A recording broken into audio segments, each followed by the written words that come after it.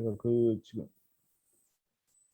어 예, 그 오늘 그 민평화 미니 만드는 평화 고향 네트워크가 지난 10월 시작을 해서 7월 달에 지역 의 평화 이슈 관련한 것들을 중심으로 해서 네 차례 포럼을 했었고요. 지난 11월부터 이제 지역 현안 중심의 토론을 그 원래 포럼을 이제 매달 한 번씩 줌을 통해서 이렇게 해가기로 했습니다. 그래서 인원의 과소 뭐 많고 적음을 떠나서 지역 현안들을 좀 이렇게 실제적으로 좀 학술적인 그 방식보다는 지역 현안을 실천적 관점에서 대화 나누고 지혜를 나누면서 같이 공동의 그 협력 과제들을 찾아가고 또 연대할 수 있는 힘을 모아보자라는 취지로 이제 매월 한 달에 한 번씩 하기로 했었고요. 그 지난 11월 달에는 청년 이슈와 관련한 토론을 한번 한 바가 있습니다. 올해 이번 12월 달은 올해를 마무리해가면서 고양 시민사회 2021년도 그 평화운동에 대한 회고와 그리고 22년도 차기년도 내년도에 대한 활동 방향 및 과제라는 주제를 가지고 고양 지역에서 그 평화운동의 축으로서 열심히 그 감당해 주시고 있는 두 분을 초대를 드려서 말씀을 듣고 그 대화를 나누는 시간을 좀 가지려고 한다. 첫 번째 발표를 해주실 분은 그 평화누리 공동대표이시기도 하고 그리고 경기도 평화 통일 교육단체 협의회 공동대표이시기도 한 이바다 선생님을 모셨고요. 두 번째 발표는 그 고향 지역에서 감당하기 참 쉽지 않은 일인데 오랜 동안 묵묵히 감당해 오시고 있는 이슈죠. 금정굴 문제 관련해서 금정굴 인권평화재단의 사무국장님이신 이현옥 선생님을 모셨습니다. 두 분 발표는 대략 그 15분에서 20분 정도 이렇게 해주실 것 같고요. 그리고 두 분의 발표를 듣고 난 이후에 두 분의 발표 내용과 관련해서 또는 두 분의 발표에 나오지 않았던 내용이라 하더라도 좀 이제 고향 지역의 이렇게 평화운동과 관련한 다양한 사안들에 대해서 토론할 의제들이 있으면 같이 내놓고 호신탄회하게 토론을 해봤으면 좋겠습니다. 저희가 그 예정하는 시간은 줌 회의 기본으로 이제 90분 예정하고 있는데요. 8시 반까지 그 예정을 하고 있고요. 그 전에 뭐 좀 토론이 원활하게 간략하게 정리가 되면 그 전에 정리 또 할 수 있습니다. 예. 그러면 우선 이바다 선생님 그 지금 말씀 괜찮으시죠? 네, 예. 그 오늘 그 3시에 그 고양시 평화 시민협약 추진위원회 그 출범식을 하고 또 바로 이제 오늘 그 저녁에 또 이렇게 줌투로 발표를 또 맡아주셔가지고 컨디션이 좀 힘드실 텐데 여하튼 우리 이바다 선생님 그 발표 부탁드리겠고요. 다른 분들 그 음소거를 해주시면 감사하겠습니다. 예, 그러면 이바다 선생님 발표 부탁드리겠습니다. 네, 반갑습니다. 그 연재원 선생님을 처음 뵙게 되는 것 같고 다른 분들은 오늘 아까 오후까지도 뵀던 분들이어서 편하게 얘기 나눌 수 있을 것 같습니다. 뭐 제가 오늘 같이 얘기 나눌 주제가 2021년 평화운동 회고와 2022년 활동 방향 및 과제 이렇게 돼 있어서요. 제가 활동하는 단체가 두 개가 있는데 여기서 올해 진행했던 사업을 좀 소개를 하고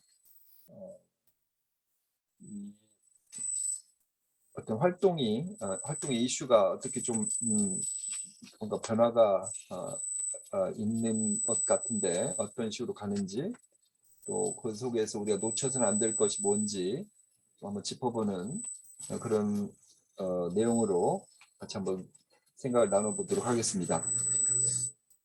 제가 활동하고 있는 경기도 평화통일교육단체 협의회는 이제 아래에서 평교협이라 할 텐데요. 협의회와 평화를 위해서 올해 진행한 사업 소개하면서 이 주제에 대해서 같이 생각해 보기로 하겠습니다.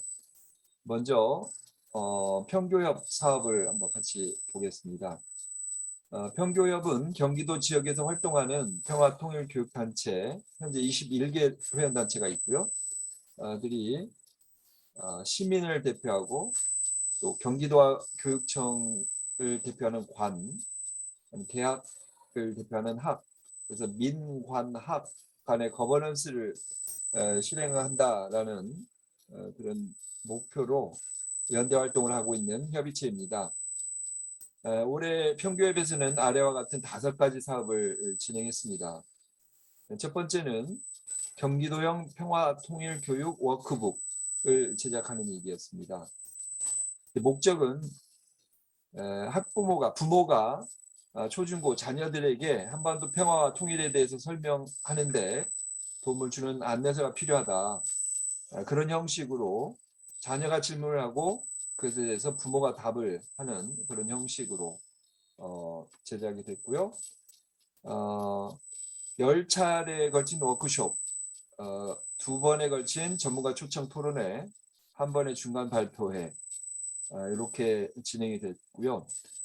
집필진들은 전문가, 박사, 이런 분들이 아니고 우리 평교협 소속의 단체에서 실제 강의를 하시는 분들 중심의 활동가들이 5개 단체에서 추천된 6분이 그렇게 집필진으로 참여를 했습니다. 이분들이 현장 이제 활동 경험은 있으나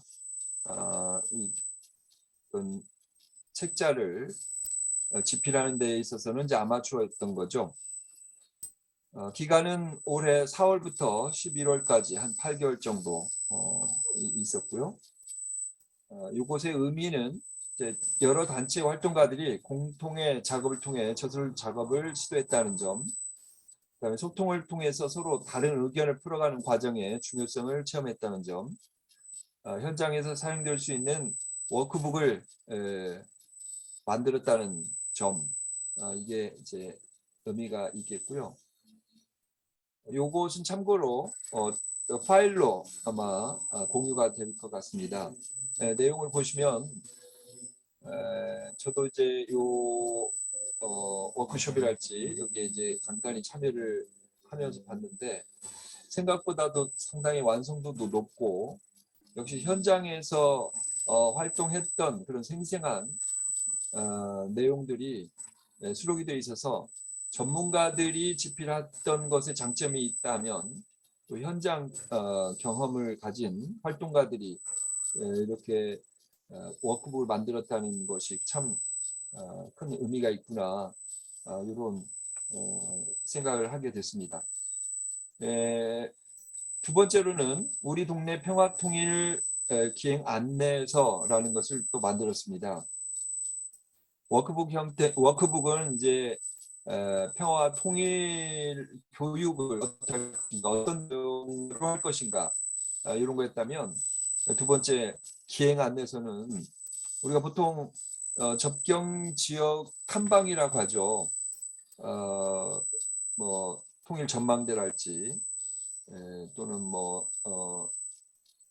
전쟁이 일어났던 곳, 이렇게 이제 답사를 하게 되는데 그렇게 정해져 있는 곳만이 아니라 우리가 살고 있는 지역, 경기도 내에서 살고 있는 지역 안에서 평화와 또 조금 길게는 우리 독립을 위해서 헌신했던 분들, 또 그들을 확인할 수 있는 장소, 이걸 발굴해내자, 그런 취지에서 접경 지역까지 가지 않고 가까운 지역에서 평화 통일 기행을 할 수 있는 기행 안내서를 만들어 민간 평화 통일 교육단체에 제공하는 것을 목표로 기행문을 만들게 됐습니다.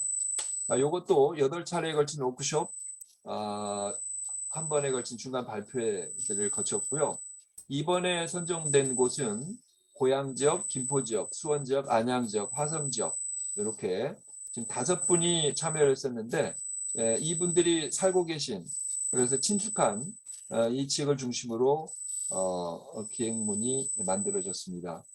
주 내용은 독립운동과 평화통일, 또 분단과 평화통일을 체험할 수 있는 그런 지역이 이제 선정이 됐습니다. 집필자들도 한결같이 얘기했던 것이 우리 지역에서 이렇게 많은 곳을 같이 둘러볼 수 있는 이런 곳이 있었다는 게 놀라웠다. 본인들도 많이 이런 과정을 통해서 배우고 또 새로운 장소를 발굴할 수 있었다라고 이제 얘기를 했습니다. 이것도 역시 자료로 아마 공유가 될 것 같습니다. 한번 보시면 도움이 될 것 같고요. 그다음에 세 번째로는 경기도형 사회적 합의 매뉴얼을 제작하자 그런 것이었는데 주제는 남과 북의 평화로운 공존을 위해 우리 나나 학교나 사회가 할 수 있는 노력은 무엇일까 이런 고민을 가지고 우리 단체 소속 15명의 퍼실리테이터를 양성을 했어요.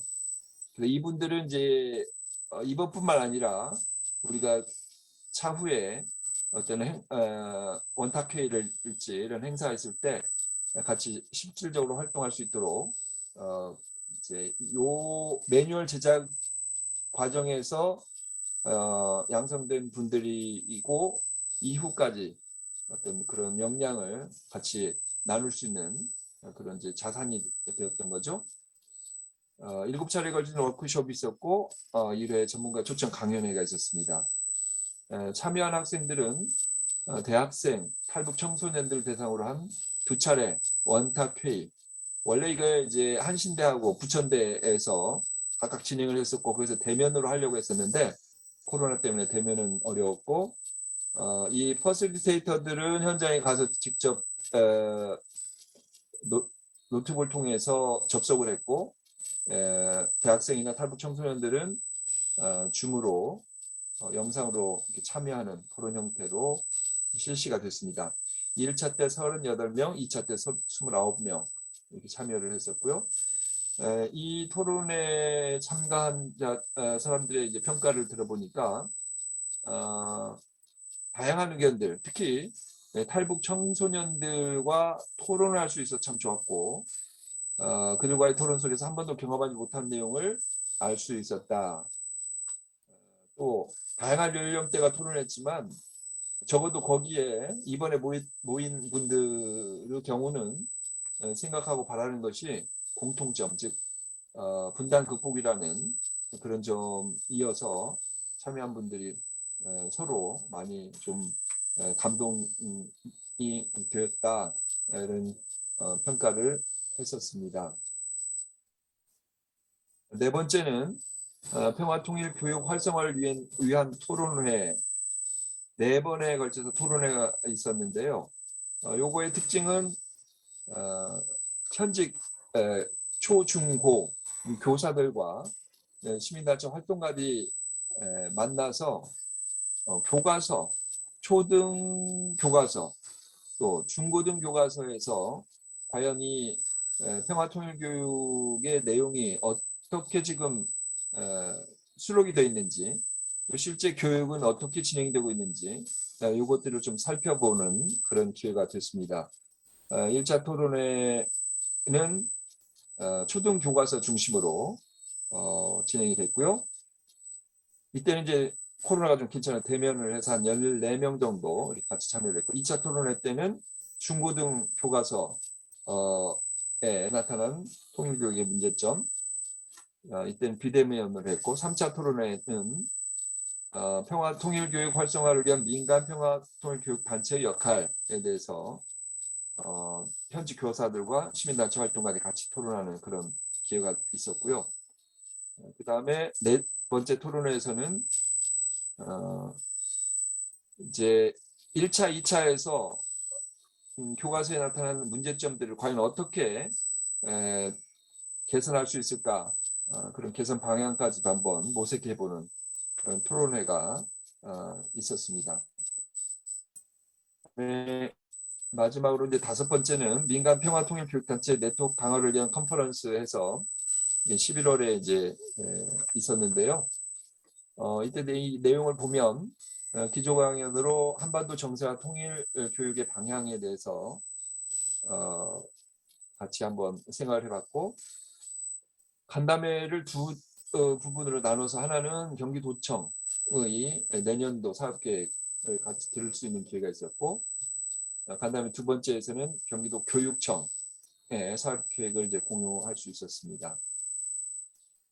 이렇게 이제 경기 평교협에서 크게 이제 5가지 사업을 진행을 했었는데, 보시면 알겠지만 이런 그 사업들은 그 개별 시민 단체에서 하기에는 조금 엄두가 나지 않는 그런 일들이었죠. 그래서 아무래도 평교협이 그런 여러 단체들이 모인 협의체이고 하다 보니까 이거를 경기도 차원에서 좀 지역을 떠나서 좀 전체를 좀 포괄하는 내용의 어떤 이런 워크북 제작이랄지 기획문이랄지 매뉴얼 제작, 토론회 이런 것들이 이제 가능했던 것 같습니다. 컨퍼런스에서는 경기도와 경기도 교육청을 당사자 그 신무 그 사무관, 국장 뭐 이런 급의 분들을 모셔서 들을 수 있는 기회가 있었고요.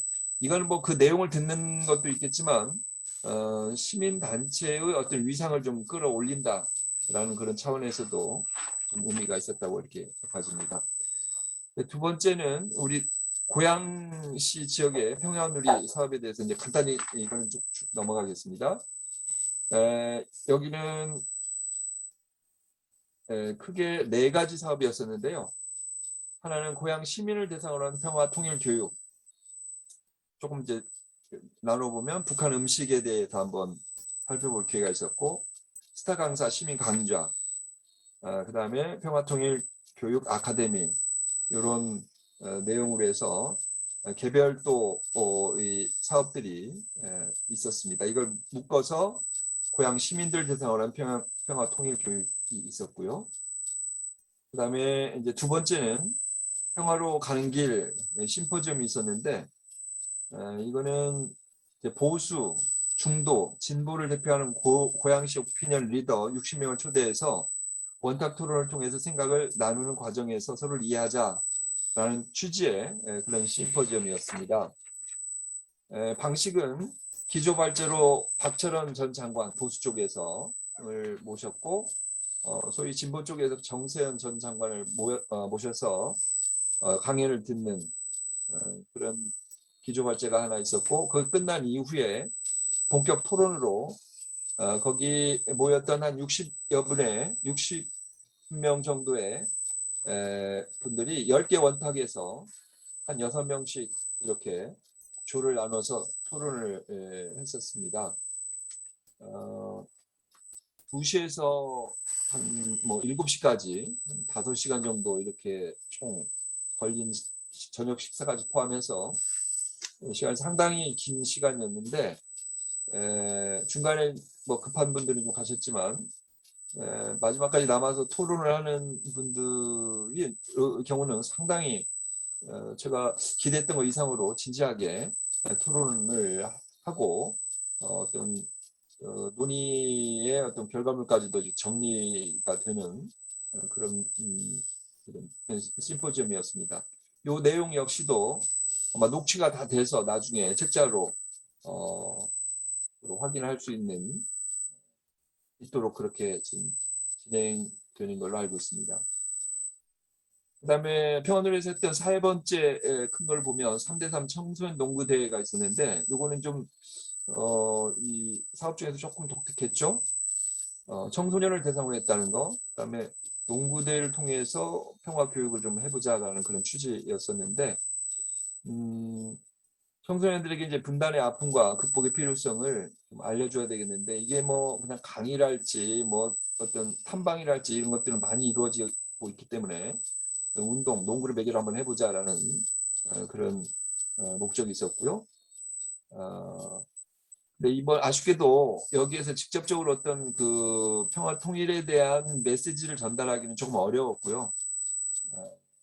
역시 코로나가 한참이었어서 다만 이제 참가한 학생들에게 일종의 퍼포먼스로 한반도 문양의 어떤 그 이미지를 핸드 페인팅으로 이렇게 만들면서 북한 청소년들에게 전달하고 싶은 내용들을 글로 적도록 이렇게 한 그런 행사였습니다.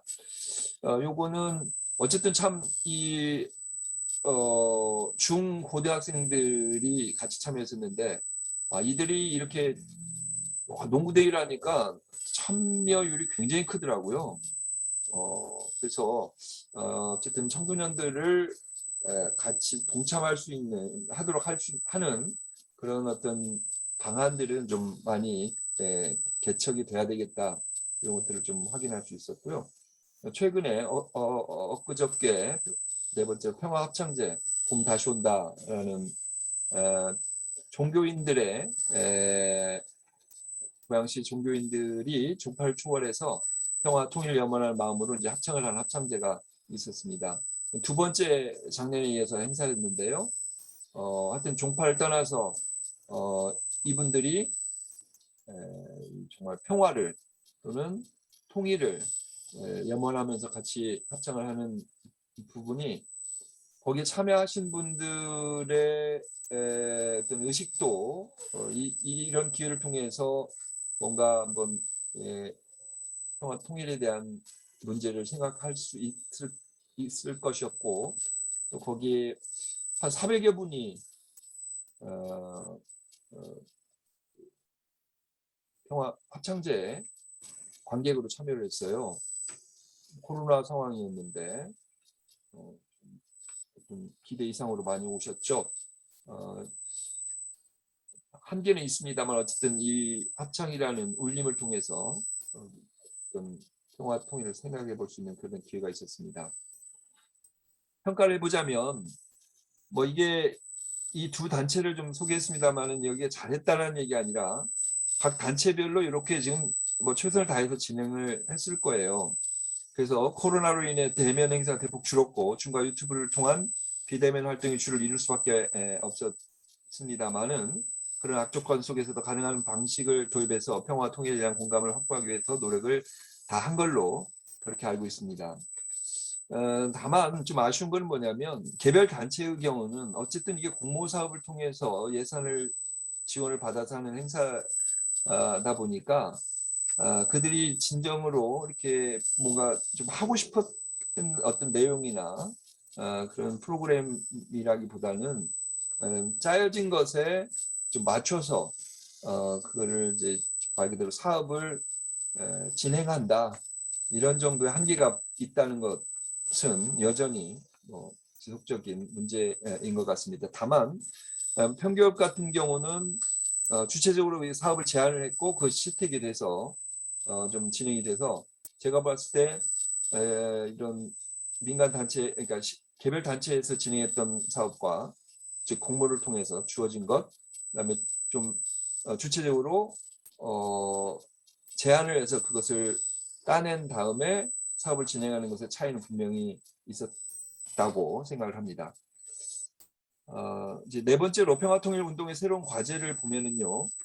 분단의 기간이 계속 지속되고 있고 특히 문재인 정부 들어서서 남북미 정상 간의 여러 시도들이 수포로 돌아가는 경험 속에서 이제 평화 통일에 대한 새로운 흐름들이 나타나고 있는 것 같습니다. 2022년에는 이런 문제를 중심으로 진지하고 치열한 고민들이 있어야 할 것인데요. 몇 가지로 한번 정리를 해봤습니다. 첫 번째는 이제 이 통일의 개념이 평화 통일 또는 평화점 통일 아니면 그냥 통일이 없어져 버리고 평화의 개념으로 이제 확장 또는 이렇게 변화되고 있는 그런 모습을 확인할 수가 있습니다. 평화 통일과 평화점 통일은 또 다른 개념이더라고요. 네, 이런 것들은 뭐 이론가들 소위 말해서 이 전문가들의 경우는 아주 뭐 집요하게 지금 뭐 논쟁들도 있고 그렇습니다만 어쨌든 이런 논의가 지금 진행이 되고 있고요. 그 다음에 그 담론의 중심이 예전에는 그냥 당연히 통일이었다 한다면 이제는 통일은 이제 좀 어렵지 않느냐. 그렇다면 현실적으로 교류 중심으로 논의와 활동이 이루어져야 되는 거 아닌가라는 이제 그런 또 담론의 중심이 이동하는 그런 현상을 확인할 수가 있죠. 세 번째는 관심사가 남북한 문제 해결에서 남한의 이질적 존재 사이의 소통과 이해로 이제 좀 더 또 이렇게 포커스가 맞춰지는 그런 경향을 확인할 수가 있습니다. 심포지엄에서도 그랬고요.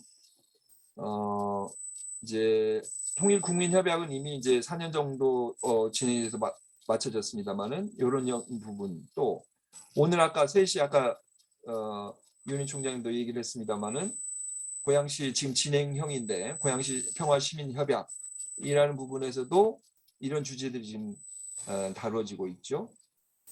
네, 이런 지금 어떤 논의의 확장 또는 변화는 우리가 아주 그 눈여겨 보면서 왜 이렇게 변화가 되는지 또 그 속에서 우리는 어떻게 이걸 대처를 하고 활동을 그 중심을 잃지 않아야 될지를 2022년도에 심각하게 고민을 해야 될 것 같습니다. 예전에는 남북 문제 해결을 위해 활동하는 활동가들을 아주 쉽게 통일 활동가라고 불렀다면 이제는 그렇게 부르는 것에 한계가 있음을 인정하는 단계가 온 것 같습니다. 이 시대에 대두되고 있는 다양하고 거대한 변화 앞에서 통일만이 능사가 아니다라는 사실을 이제 인식하게 된 것이죠. 머지않아서 우리가 즐겨 불렀던 우리의 소원은 통일이라는 노래는 흘러간 타령으로까지 치부될 수도 있겠다라는 걱정도 좀 듭니다. 저는 이제 마지막으로 마치면서 드리고 싶은 얘기는 이런 다양한 문제들, 새롭게 대두되는 문제들, 이런 문제들에 대해서 우리가 열린 마음과 생각으로 적극 포용해서 통일이 평화로 확장되어 가도록 해야 되겠지만 그러나 그 중심에 적어도 남북 문제에 대한 고민을 하는 활동가들이라면 그 중심에 분단의 아픔 그리고 그 분단의 극복이라는 본질만은 절대 놓치지 말아야 한다라는 점을 강조하면서 제 얘기를 마치도록 하겠습니다. 네, 고맙습니다. 예, 감사합니다.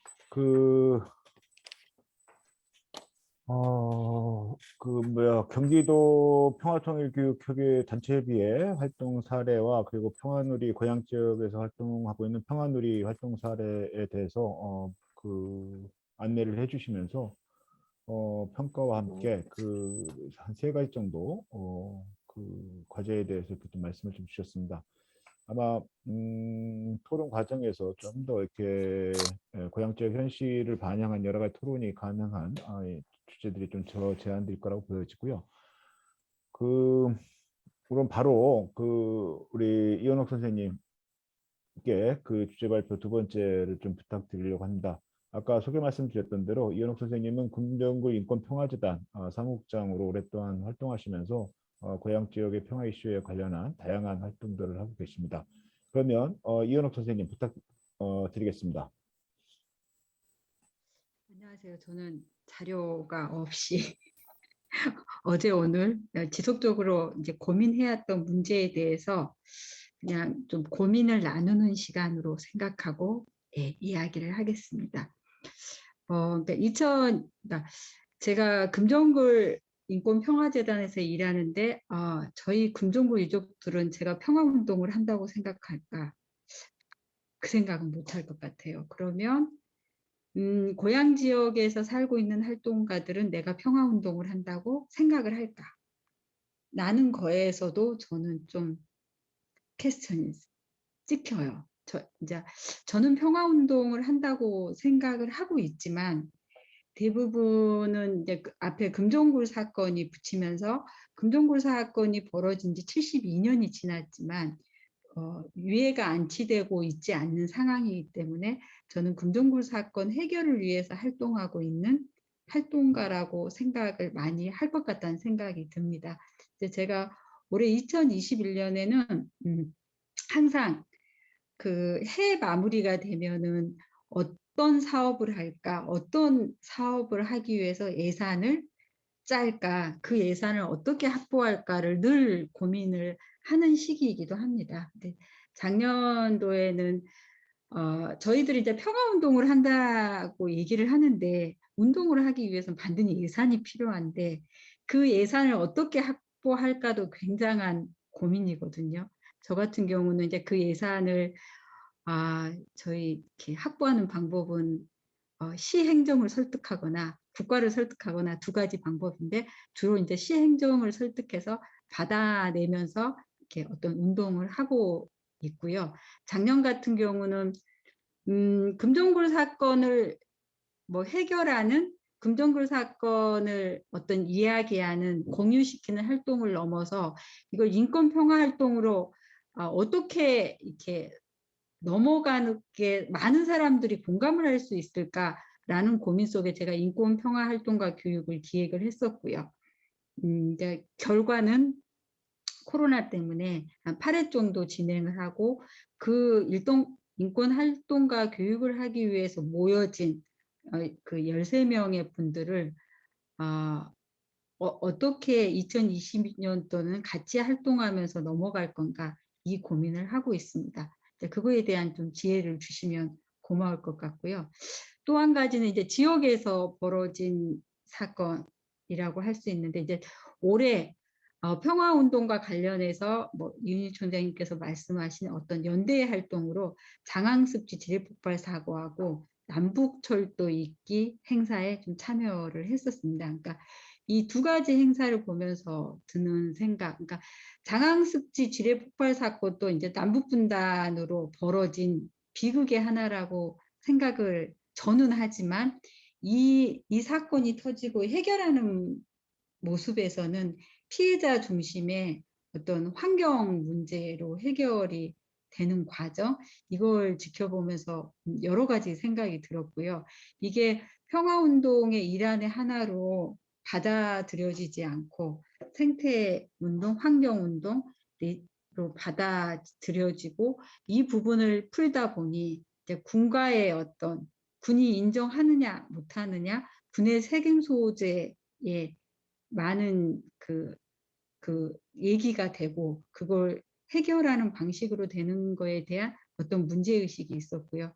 그런데 남부 철도 잊기 행사는 그 중앙에서 기획을 했고 경의선, 저는 당연히 철도를 잇는 건 경의선이라고 생각을 했거든요. 그리고 어떤 고양시에서 남북 분단과 관련돼서 어떤 평화를 얘기할 수 있는 부분이 이제 금종굴 사건이라고 생각을 했는데 그 행사에 결합하면서 그 뭐라고 할까요? 고양시의 얘기는 빠지고 그 많은 대중들이 알릴 수 있는 내용이 뭐냐, 많은 대중들이 모일 수 있는 장소가 어디냐라는 걸로 진행이 되는 걸 보면서 이렇게 금종굴 사건이 어떤 평화운동으로 얘기가 되지 않는구나 라는 생각을 하면서 이제 저의 반성인 거죠. 이게 왜 분리가 될까? 그러니까 피해자 중심으로만 얘기되고 왜 분리가 될까? 왜 평화운동으로 전환이 되지 않을까? 남북 분단에 극복하는 과정에서 벌어지는 많은 일들이 왜 평화운동으로 되지 않고 개별 사안으로 될까라는 고민이 올 한 해 있었습니다. 그리고 이제 내년에는 그러면 어떤 사업을 할까 해서 이제 Y 이윤희 총장님하고 얘기했던 평화 콘서트를 통해서 평화 운동으로 어떻게 전환을 하고 많은 사람들이 분단의 문제를 좀 인식하고 이걸 넘어서는 어떤 액션을 함께 하는데 많은 사람을 동참시킬까라는 고민을 하고 있고요. 또 한 가지는 어쨌든 많은 그러니까 평화운동 단체들이 겪고 있는 문제일 거라고 생각을 하는데 금융제한도 마찬가지거든요. 내 이후에 이 운동을 이어갈 어떤 세대에게 발판이 될 수 있는 뭔가를 만들어야 되는데 그 방법이 뭘까라는 고민은 계속 듭니다. 그러다가 오늘 이제 평화 시민협약을 하면서 저 드는 생각은 저도 이제 정말 이 시민협약의 이 내용이 고양시 평화 프로세스의 첫걸음이 됐으면 좋겠다라고 생각을 하는 이유 중에 하나는 이후 세대가 활동할 수 있는 공간을 만드는 게 어떤 시민들의 회비나 이걸로는 도저히 부족하다는 생각이 들거든요. 그래서 어떤 시행정이나 시행정과 결합을 통해서 예산이나 사업을 시를 행정해서 평화 사업을 설득해내고 여기에 그러니까 우리 이후에 이어갈 세대들이 발판을 마련하는 어떤 계기가 됐으면 좋겠다. 이 정도 생각을 했습니다. 제가 좀 정리를 하고 나왔으면 좀 보고 할 건데, 예, 어제 오늘 고민하는 얘기를 그냥 얘기하다 보니까 이 정도 얘기를 하겠습니다. 이상입니다. 네, 감사합니다. 아마 몇 가지 한 서너 가지 영역에서 이렇게 어제 오늘의 고민이라고 말씀을 해주셨는데 아마 이 얘기를 조금 더 깊게 밀고 가면 사실은 토론해야 되는 그 근본적인 지점들을 만날 수 있는 화두인 것 같습니다. 근데 이제 어쨌든 이걸 좀 더 토론 와중에 그런 부분들이 좀 서로 잘 드러나서 토론이 되었으면 좋겠다라는 생각을 갖게 됩니다.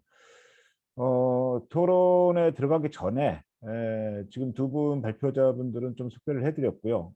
다른 분들 간단히 서로 인사만 좀 해주시면 좋겠습니다. 제 모니터 상으로는 정중앙에 계신데요. 저희 고양화 MC 이사장님이십니다. 오현숙 이사장님 인사 좀 부탁드리겠습니다. 안녕하세요. 잘 듣고 있습니다. 할 말은 별로 없고요. 그냥 잘 듣고 숙지하고 공부하고 학습하고 있겠습니다. 예, 감사합니다. 저희가 요즘 줌으로 만나는 이런 미팅이 많다 보니까 줌동지회가 이렇게 만들어지는 것 같아요. 이렇게 뭐 줌에 자주 이렇게 서로 얼굴을 보면서 대략 누구시겠다라는 정도로 이렇게 좀 서로 이렇게 인지할 수 있는 정도는 돼가는 것 같습니다. 예, 안미선 선생님 인사 부탁드리겠습니다. 네, 반갑습니다. 저는 경기장애인권 포럼에서 활동을 했고요. 현재는 네, 쉬고 있습니다. 네, 오늘 두 분 네, 발제 잘 들었습니다. 네, 감사합니다. 그리고 우리 연재원 선생님. 네, 반갑습니다. 아까 이윤희 총장님 대충 말씀해 주셨는데 거기에 덧붙여서 저는 세월호를 기억하는 일산시민 모임이라고 세일모라고 하는 거기서 같이 활동하고 있습니다. 반갑습니다. 예, 감사합니다. 제가 듣기로는 세일모 지금 장 회장님도 과거에 서울와에서 제가 청년아이 담당 간사 즈음에서 청년아이 클럽 활동을 하셨던 분으로 이렇게 직접 들었습니다. 네, 우리 김정아 선생님. 네, 안녕하세요. 고양화 EMC 김정아입니다. 네, 바다 선생님과 이현욱 선생님 두 분 발표 잘 들었습니다. 귀한 말씀 감사합니다. 예, 두 분 발표자 선생님들께서는 오늘 통일시민협약 추진위원회 출범식 마치고 저희 사무실에서 이렇게 같이 이제 담소를 나누다가 지금 저희 사무실에서 같이 이제 줌에 참여를 하시고 계십니다.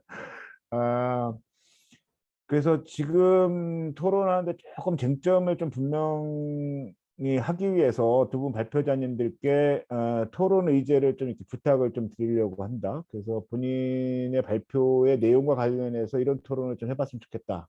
라는 이렇게 토론 의제를 한두 개 정확하게 좀 구체화시켜서 좀 제안 말씀을 좀 해주시고요. 그 전에 참여하신 그 연재원 선생님이나 안민선 선생님이나 이렇게 좀 발표를 들으시면서 같이 또는 고향 지역에 이렇게 활동을 하시면서 관련해서 이런 토론이 좀 해봤으면 좋겠다. 질문도 발표 내용에 대한 질문 좋고 그 발표 내용과 상관없이 이런 토론을 좀 한번 해봤으면 좋겠다라는 제안 화두를 던져주셔도 좋습니다. 그런 부분이 있으면 좀 말씀 부탁드리겠습니다. 그래서 참여하셨던 분들의 그런 말씀이 있고 난 다음에 그 다음에 두 분 발표자님들께서 좀 오늘의 그 포럼에서 이런 부분을 좀 토론을 집중적으로 한번 해봤으면 좋겠다라는 부분과 관련한 한두 가지 이슈들을 좀 던져주시면 감사하겠습니다. 혹시 우리 그 오연수 선생님이나 안민선 선생님, 연재원 선생님, 김정환 선생님 혹시 또 좀 이렇게 말씀해 주실 수 제안이나 질문 있으시면 말씀 부탁드리겠습니다.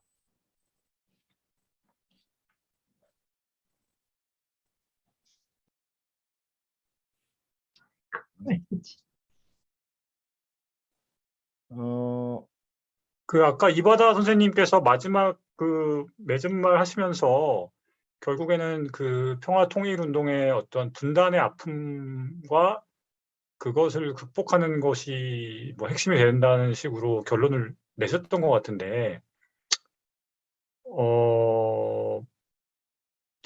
근데 모르겠어요. 요즘 뭐 저도 그렇지만은 사실은 분단의 아픔이 뭘까? 그거를 한번 생각을 해보면은 그걸 사실 분단의 아픔을 정말 느끼고 있는 사람들은 우리 사회에 좀 소수이지 않을까? 뭐 저는 사실은 분단의 아픔이라고 했을 때 뭐를 말씀하시는 건지 잘 와닿지가 않았거든요. 그래서 그거에 대해서 한번 어떤 선생님이 보시기에는 어떤 분단의 아픔이란 무엇이며 그것이 어떤 방식으로 극복이 돼야 될 것인지에 대해서 생각하는 걸 한번 말씀을 듣고 싶고요. 그 아까 이현옥 선생님께서는 그 지금 현재 그 활동이 어떤 시나 국가의 어떤로부터 예산을 받아서 어떤 사업을 하는 방식으로 진행이 된다고 말씀하셨던 것 같은데, 물론 고향 지역이 계속 좀 약간 민주당 쪽으로 계속 뭐 그쪽에서 정권을 잡긴 했지만 사실은 예전에도 보면 그 한나라당이나 새누리당 계열의 시장이 있었던 적도 있었고, 뭐 이런 사실은 그게 또 앞으로는 어떻게 될지 모르는데, 그런 가운데서 어떻게 계속 만약에 그런 뭐 보수나 뭐 그런 쪽에서 이쪽의 시나 뭐 경기도의 정권을 잡게 된다면 사실은 그 활동이 어떻게 가능할 건지, 예전에 한번 그런 그때의 정권 하에서 어떻게 활동하셨는지 그런 것도 좀 내용을 듣고 싶습니다. 예. 그러면 어쨌든 뭐 이게 제가 줌 회의하면서 진행하면서 말씀드리는 거는 제가 말씀드리는 거는 이 소리의 여백을 없애기 위해서 말씀을 계속 하는 거니까요. 누구든 언제든 이렇게 말씀을 하시고 싶을 때 손 들고 들어오셔서 그냥 바로 하셔도 되고요. 음성 켜고 바로 하셔도 됩니다. 그러면 지금 연재원 선생님에 대한 질문에 바로 들어가기 전에 아까 제가 그 두 분 발표자님들한테 부탁드렸던 오늘 그 포럼에서 꼭 이런 것들을 한번 토론해 봤으면 좋겠다. 라는 그 토론 주제에 대해서 한두 가지씩 길게 설명하지 마시고요. 이렇게 제목 중심으로 이렇게 좀 먼저 말씀을 해주시면 감사하겠습니다. 그 다음에 연재원 선생님 그 질문에 대해서 같이 이렇게 답변할 수 있는 찬스를 드리겠습니다. 예, 그러면 이현옥 선생님부터 먼저 말씀 주시겠습니까? 실은 연재현 선생님이 말씀하시는 게 정말 제가 토론하고 싶었던 주제 두 가지예요. 그래서 제가 따로 드리진 않고요. 그 부분에, 그러니까 그게 항상 고민이었거든요. 그 관념화된 운동과 실제로 우리는 어떻게 느낀가에 대한. 그래서 그 부분을 저는 토론을 했으면 좋겠습니다. 따로 할 건 없는 것 같습니다. 예, 감사합니다. 지혜로운 답변이십니다. 감사합니다. 예, 그 우리 이바다 선생님 혹시 다른 오늘 꼭 좀 토론이 됐으면 좋겠다라고 발표 준비하시면서 생각하셨던 주제가 있으시면 말씀 부탁드리겠습니다. 아, 이바다 선생님 저기 지금 소리 음수고 예. 네. 오늘 그 출범 추진위원회가 만들어진 고양시 평화시민협약이 아마 내년에도 어떤 형태든 활동이 진행이 돼야 될 텐데요. 그러니까 여기에서 이제 다뤄질 그 주제들, 의제들, 요거를 채택을 할 때 이게 어떤 서로 갈등이 있는 부분들을 해소하자. 이 평화라는 큰 틀에서 이렇게 해가지고는 너무 막연하고 너무 거대한 부분이어서 고양시 평화시민협약에서 중점적으로 좀 집중해야 될 부분이 뭘까라는 그런 측면에서 아까 제가 이제 말씀드렸던 분단 극복이라는 그런 부분들이 좀 돼야 되지 않을까라는 말씀을 좀 드렸던 거고요. 그러니까 좀 저는 다루고 싶은 것은 구체적으로 서로 갈등을 좀 소통하고 뭔가 이해폭을 넓히자라고 했을 때 그 구체적인 내용이 뭐가 될 거냐, 즉 다시 말해서 고양시 평화시민협약의 내용이 뭐가 될 거냐라는 그런 부분에 좀 어느 정도 얘기가 좀 있었으면 싶습니다. 예, 오늘 평화시민협약 우리 추진위원회 출범식의 그 여진인지는 모르겠습니다만, 그거와 관련한 이렇게 토론 대화가 많이 나오는 것 같아요. 근데, 예. 그것도 어쨌든 저희들이 하나의 토론의 주제인 것만큼 분명하니 그거와 관련한 토론을 좀 더 하는 걸로 하고요. 그러면 지금 이현옥 선생님하고 연재원 선생님하고 질문이 오늘 토론 주제가 동일합니다. 하나는 이제 분단의 아픔이라는 게 과연 뭐고 그것을 어떻게 극복할 것인가에 대한 문제 하나 하고 또 지역 사회에서 그 평화운동 단체에서 활동하는 데 있어서의 재원을 어떻게 마련할 것인가에 대한 문제인 것 같습니다. 그리고 두 번째에서는 특별히 지방 정부와의 관계에서 그 형성되어지는 예산 문제와 관련한 질문인데요. 이현옥 선생님 혹시 요 관련해서 조금 뭐 아까 발표하면서도 말씀을 하셨습니다만 특별히 첫 번째 분단의 아픔과 관련한 문제하고 두 번째 문제는 이제 고민이라고 말씀을 주셨으니까 혹시 그 고민의 해결의 실마리를 찾고 있는 게 있다면 어떤 게 있는지의 부분과 관련해서 좀 더 이렇게 말씀을 좀 해주시고요. 이바다 선생님도 이 두 가지 주제에 대해서 좀 더 이렇게 말씀을 답변 겸해서 주시고 그걸 가지고 다른 분들도 이렇게 대화하는 것으로 이렇게 하겠습니다. 예, 그러면 이현옥 선생님 부탁드리겠습니다. 제가 이제 작년에 그 30대 감독이 저를 찾아왔어요. 그 사람은 독일에서 유학한 사람인데 독일에서 그 동백님 사건을 알게 됐대요. 그래서 그걸 더 알고 싶어서 북한 사이트를 독일에서 검색을 하는데 너무 무섭더라는 거예요.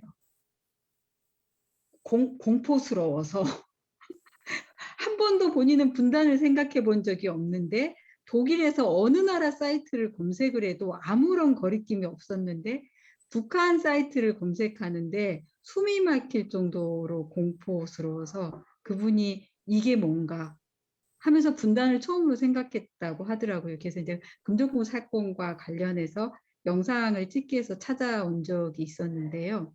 이제 그게 이제 분단이 주는 그 청년이 분단이 뭔가를 처음으로 깨닫게 하는 거였고, 그리고 이제 저는 한국전쟁 피해자들하고 있기 때문에 분단으로 인해서 이분들이 워낙 국가에서 이용을 많이 당했고 지금까지도 나는 전쟁의 피해자라는 말을 대놓고 잘 하지는 못합니다. 이게 이제 분단의 아픔을 겪고 있는 거고 이제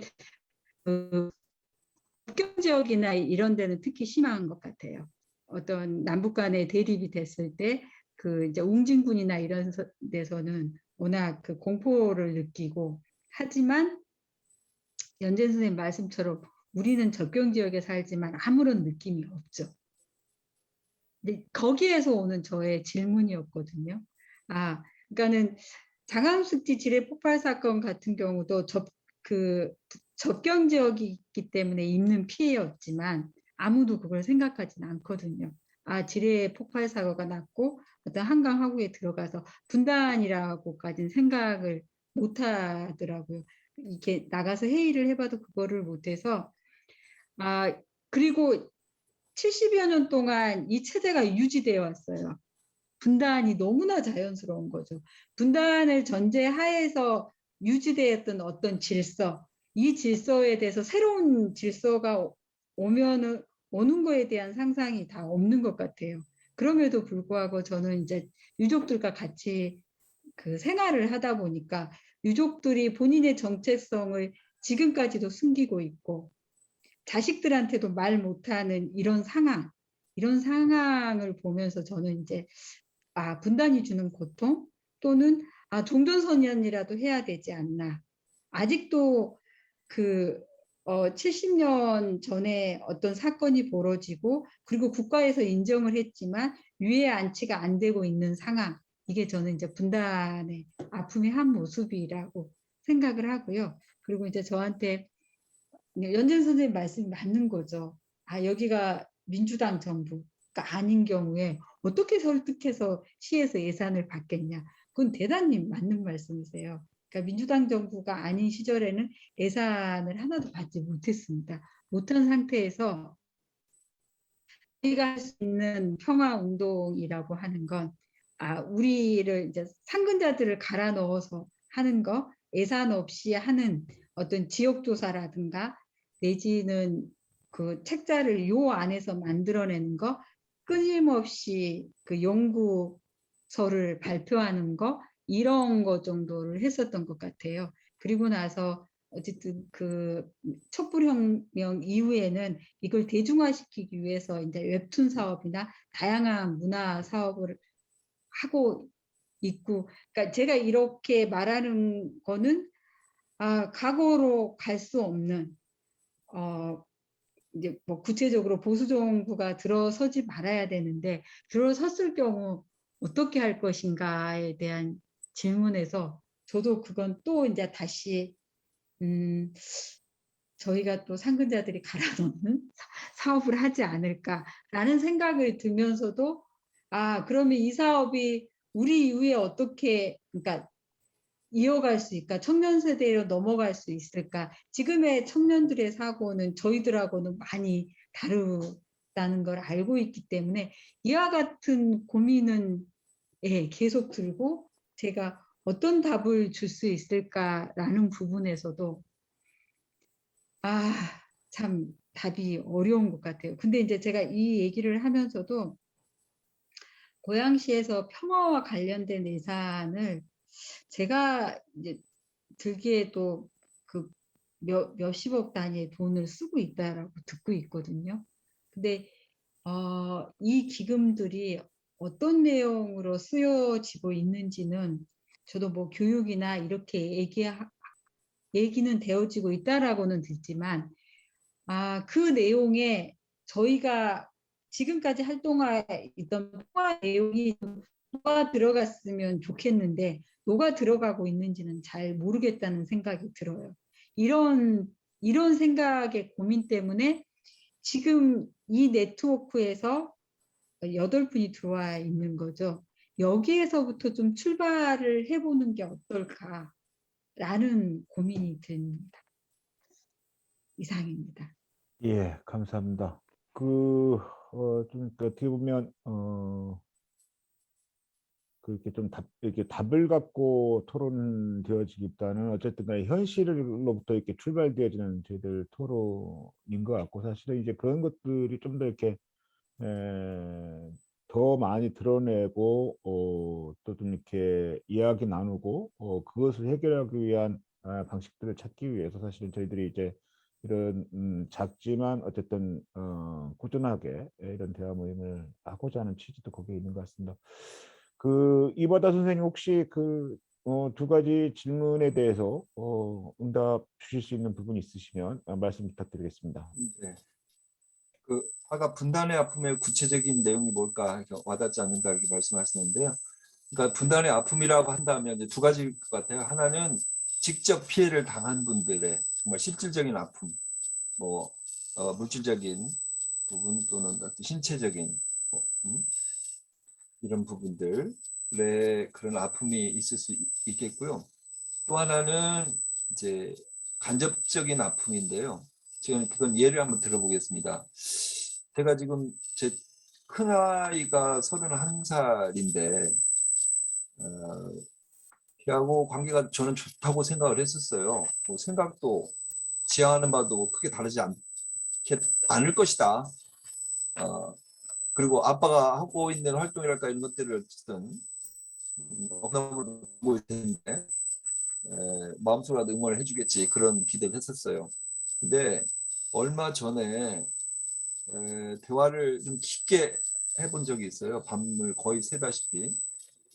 근데 저는 정말 놀랐어요. 그리고 깜짝 그러니까 놀라면서 당황했고, 뭐냐면, 내 큰애가 소위 말해서 이대남의 전형이었더라고요. 그러니까 피해의식에 아주 꽉 쩔어 있고, 그다음에 소위 말해서 이제 우리가 말하는 거대 담론, 뭐 민준이, 뭐 정인이 이런 거는 별 관심 없어요. 그러니까 그들이 말하는 이제 소위 공정 부분인데 그것도 이제 좀 다르죠 전혀. 특히 북한에 대한 문제는 아주 뭐랄까 이렇게 너무너무 단호하고 그러니까 이런 거죠. 왜 지금 우리 청년들이 소외되고 있고 일자리도 부족하고 이런 게서 어려운데 북한이면은 한없이 너그러워지고 도움을 줘야 될 대상이고 이러느냐. 그게 얼마나 이 독재에 찌들인 조건들이 있는데 그렇게 도와준다 해서 그들이 나아질 것 같으냐 이제 이런 논리였어, 이런 얘기였어요. 처음엔 저거 이게 내 아들이 맞나 싶을 정도로 정말 놀랐는데 제가 이제 대화를 좀 해보면서 얼마나 이 아이들이 지금 상황이 답답하고 절박하면 저럴까 여유가 없더라고요. 그런 게 하나가 있었고요. 두 번째는 제가 지금 태양광 사업의 고양시에서도 일어나고 있는 거기에 또 조금 이제 같이 활동을 하고 있는데 사람들 중에 태양광 사업이면 이거를 좌파로 본대요. 좌파에서 그러니까 실질적인 도움도 되지도 않고 뭐 예산만 탕진하고 이런 사업인데 이거 이제 좌파 정권에서 행하는 불필요한 사업이다. 이렇게 이제 매도를 한다는 거죠. 그러니까 그 이면을 이렇게 보니까 이게 아까 분단의 아픔이라고 그랬을 때 직접 피해를 당한 분들의 경우는 사실 이제는 점점 적어져 가요. 왜냐하면 돌아가시기도 하고 연로하시기도 하기 때문에. 그런데 더 큰 문제는 뭐냐면 우리가 의식을 하지 못하는 속에서 그 분단으로 인한 폐해가 전혀 사실과 다른 쪽의 입장이 그러니까 이렇게 들어서도록 하는 장치로 활용이 되고 있는 거죠. 그러니까 저는 이거를 이제 분단의 아픔이라고 보는 건데 아까 이현옥 선생님도 말씀을 하셨지만 접경 지역에 살면서 우리가 분단에 대한 어떤 것을 느끼지 못한다. 느끼지 못하고 있을 뿐이지 실제 우리 모두는 이 분단으로 인한 엄청난 그 피해를 받고 있고 아픔을 겪고 있고 그것의 또 구체적인 예는 그걸로 활용당하고 있는 거죠. 그래서 이제 저는 포괄적으로 분단의 아픔이라고 한다면 이런 부분들을 노출시켜야 된다. 그것들을 알려야 된다라는 부분에서 분단의 아픔과 그 극복이 중심이 돼야 된다라는 그런 말씀을 드렸고요. 그다음에 이제 그 해법이라고 봤을 때는 그러니까 정말 예산이 필요해요. 어떤 활동을 하려면.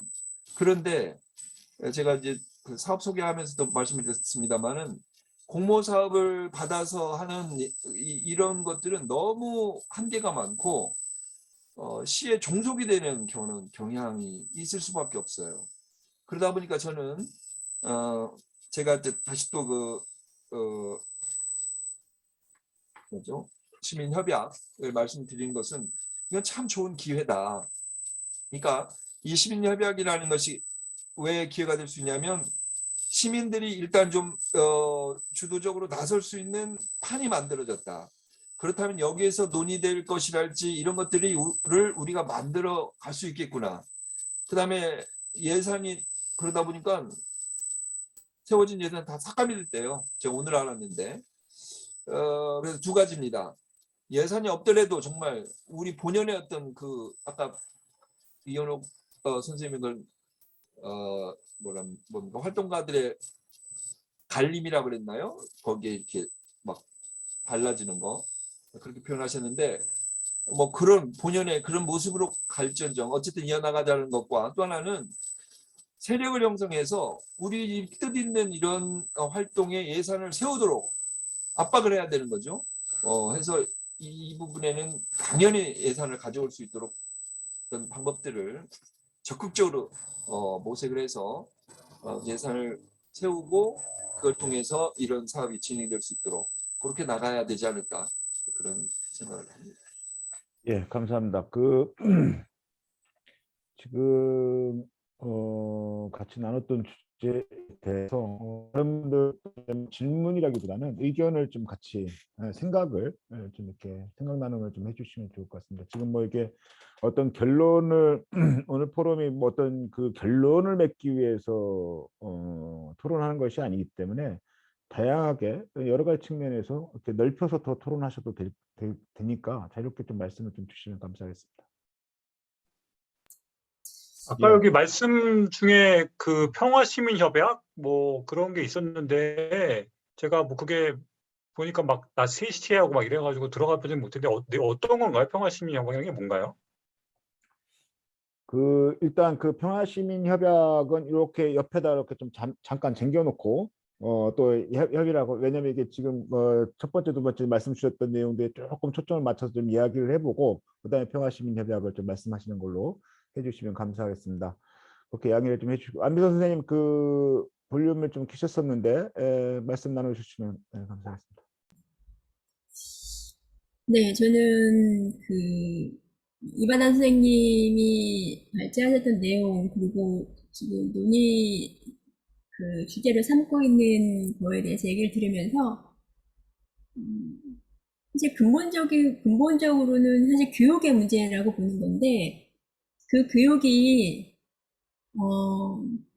전쟁이 얼마나 나쁘고, 뭐, 옛날에 이런 일이 있었다, 이런 과거 얘기로만 계속 하는 거잖아요. 그러니까 전쟁이 우리 현재에 있는 게 아니고 그냥 먼 조상, 우리 할아버지 때 일이야. 우리랑은 상관없어라는 식의 교육이 현재 전 이루어지고 있다고 보는 거거든요. 근데 그 교육이 이런 참관 거가 전쟁이 있었고 현재는 우리가 분단이지만 우리가 전혀 느끼지를 못하는 거.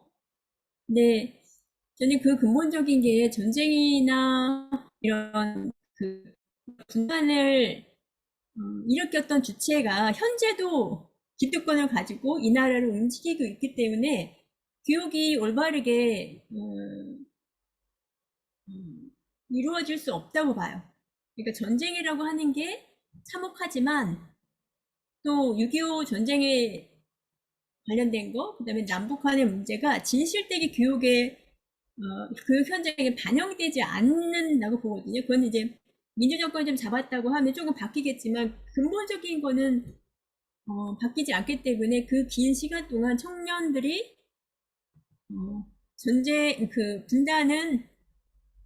분단이 되어 있는 현재 괜찮다라는 오히려 이제 통일은 우리들한테는 이득이 되지 않아라는 거 너무 이제 그게 정답처럼 생각되는 거죠. 그러니까 경제 교육에서 그렇게 이미 몇십 년 동안 받아왔기 때문에 그 청년들한테는 오늘은 그 북한과 이 분단이 통일로 인해서 어려운 점보다는 뭐랄까 좋은 점 이런 거에 대한 사실 들을 기회가 저는 많지 않았다고 봐요. 그러니까 그런 게 이바다 선생님이 하고 계신 그 평화교육 단체 연합협의회에서 하는 일이라고 저는 생각하는데 그런 게 울림이 크지 않은 거죠. 그러니까 청년들한테 저는 청년들이든 청소년이든 아동이든 어쨌든 그 현재 지금 교육하고 있는 체제를 바꿔주는 게 가장 중요하다고 생각을 하거든요. 기득권은 우리가 금방 바꿀 수는 없잖아요. 정권이 얼마나 바뀌어야 기득권이 바뀔지 모르겠지만 그거는 시간이 걸리는 문제이니 그 청소년들, 아동들, 그러니까 이미 교육체제 만들어진 거 말고 우리 밖에서 시민단체 쪽에서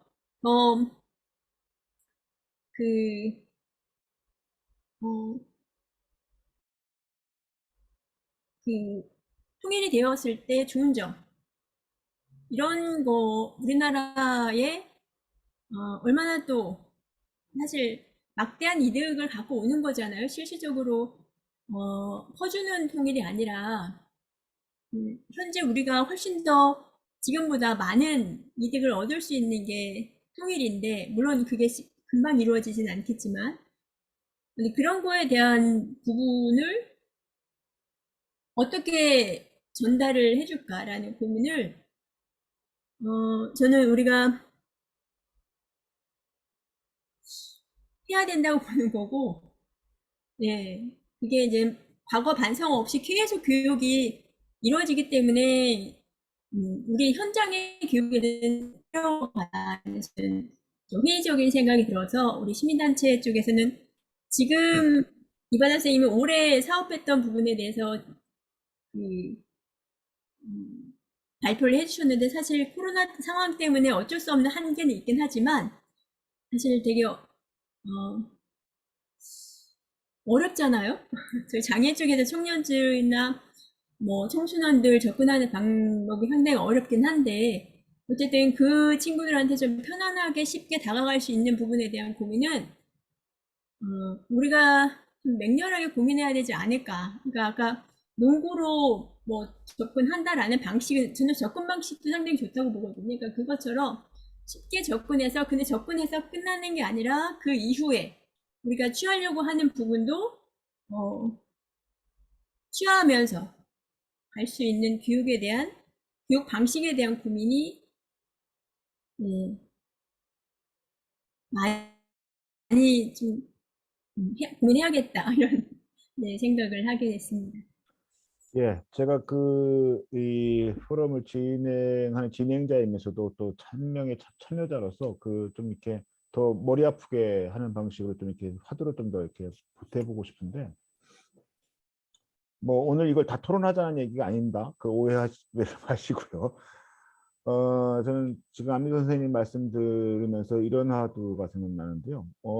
여기다 이제 무조건적인 통일은 좋은가, 선인가라는 질문을 하게 되면 무조건이란 이렇게 용어가 붙으니까 그에 대한 다른 답변이 여러 가지가 있을 수 있는데 무조건적인 통일은 선인가라는 질문에 대해서 누구나 좋다, 선이다라고는 아마 안 할 것 같습니다. 거기에 조건이 여러 가지가 붙겠죠. 근데 저는 190년대 남북한 통일 상황에 대한 한참 뜨겁게 논의가 되다가 지금 현재 한국 사회 속에서는 통일 방안에 대한 토론이 그렇게 수면 아래로 이렇게 사라진 듯한 느낌을 저 개인적으로 갖고 있는데 그런 이유가 뭘까? 그게 단순히 이제 통일이 어렵다 이렇게 아까 이박원 선생님 말씀 주셨던 그러니까 교류 중심으로 간다 이런 걸까에 대한 근본적인 질문도 우리한테 필요하다고 생각돼요. 그런 측면에서 봤을 때 지금 통일기업 또는 평화국이라는 게 뭘까에 대한 문제들도 사실은 단순히 남북한의 실상을 서로 알려주고 뭐 이러저런 것들을 하는 것이 통일 필요성을 얘기하는 것들이 통일교육, 이 시대를 지금의 통일교육일까에 대한 질문도 필요하지 않을까라는 생각을 저는 개인적으로 좀 갖고 있고요. 두 번째로는 저는 사실은 이제 중앙정부나 지방정부가 소위 민주화된 세대들에 의해서 운영되어지면서 저는 평화가 너무 소비되고 있다라는 느낌을 가지고 있어요. 평화와 관련된 그 프로그램들을 이렇게 만들면서 다양한 영역에서 이런 것들이 필요하긴 합니다만 저는 이례적인 프로그램으로 이게 그치는 교육이라는 이름으로 이례적인 그 프로그램으로 그치는 경우가 많은 게 아닌가라는 스스로의 평가 자성이 필요하지 않을까라는 생각. 그래서 저는 이걸 좀 이렇게 추상적으로 뭐 다 그래서 나쁘다라는 게 아니라 좀 그래서 그런 측면에서 볼 때 추상적인 표현하면 평화가 너무 많이 소비되고 있다라는 느낌이 듭니다. 저는 평화라는 게 결국은 전 두 가지 측면에서 토론이 같이 될 때 평화라는 개념이 운동적 개념, 실천적 개념을 갖는다고 생각하는데요. 하나는 뭐냐면 나의 삶과 내 공동체의 삶과의 관련성 속에서 평화는 끊임없이 질문되고 토론돼야 된다. 근데 한국 시민사회에서 얘기가 되어지는 평화는 대단히 추상적인 경우가 많다. 내 삶과 무관한, 내 커뮤니티와 무관한 이런 측면이 하나 있는 것 같고 두 번째로는 평화를 얘기할 때는 결국은 이게 이 평화라는 개념을 통해서 우리가 주장하는 개념을 통해서 결국은 새로운 미래를 열어갈 수 있다. 또는 새로운 미래에 대한 가치를 창출할 수 있다라는 이게 뭐랄까요, 동의를 확산해 갈 수 있어야 되는데 과연 지금 한국 시민사회 평화운동이 자기 삶과 공동체의 연관성 속에서 해석되어지는가에 대한 측면 하나하고 그리고 한국 시민사회 평화운동이 이야기하는 그런 개념들을 통해서 새로운 한국 사회, 새로운 미래의 사회를 열어갈 수 있는 힘을 확보해 갈 수 있다라는 그런 동의들을 어느 정도 만들어가고 있는가에 대해서 한번 근본적으로 우리가 돌아봐야 되는 게 아닌가라는 생각이 좀 들고요. 저는 연재원 선생님 말씀하셨던 그 아픔, 물론 그거는 이제 저희들이 당장 현장에서 만날 수 있는 남남 갈등에 대한 문제나 그 기성세대들과 저희들을 포함해서 세대에 따른 경험의 차이에서 갖는 남남 갈등의 문제라든가 여러 가지 문제가 피해 당사자들도 현재 존재를 하고 있고 그거는 수면으로 드러나지 않다라고 해서 없는 것이 아니라 그 전국 방방곡곡의 피해 당사자들은 존재를 하니까요.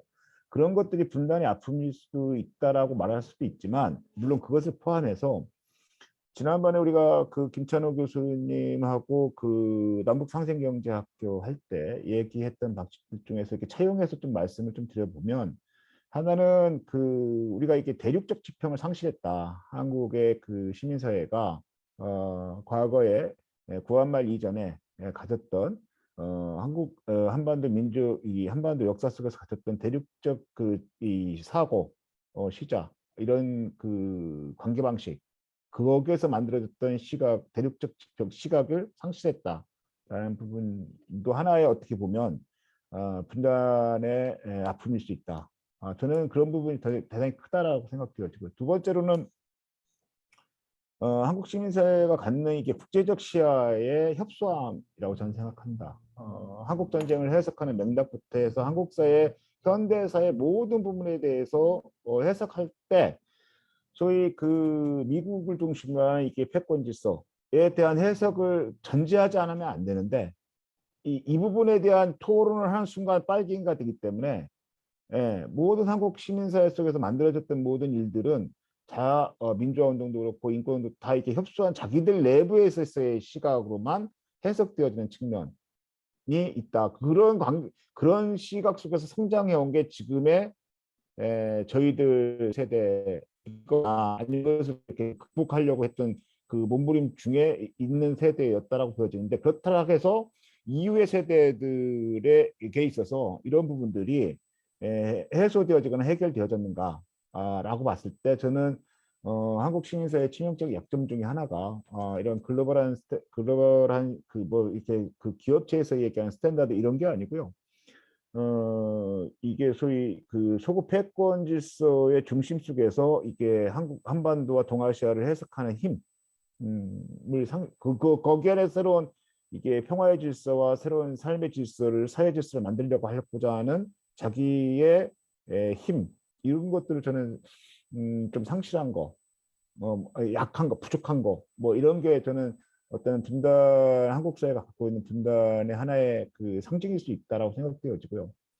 또 하나는 그 결국은 이제 일제 강점화부터 해서 저는 그 끊임없이 이제 이거는 한국 개신교의 절대적 책임이다라고 이제 제가 개신교의 절대적 책임이다라고 얘기하는 부분 중에 하나가 저는 한국 정신사와 문화사를 단절시킨 게 일제였다면 그리고 한국 전쟁을 통해서 그것이 이게 남과 북으로 이렇게 이게 구분되어졌다면 남쪽에서 그 한국 정신사를 절대적으로 그 부정한 세력은 개신교였다라고 기독교 세력이었다고 봅니다. 그래서 모든 것에 대한 근대화에 대한 개념, 현대화에 대한 개념의 절대적 기준이 개신교를 중심으로 한 미국적 질서로 한국 사회를 재단하기 시작했던 것이 한국 전쟁 이후라고 생각합니다.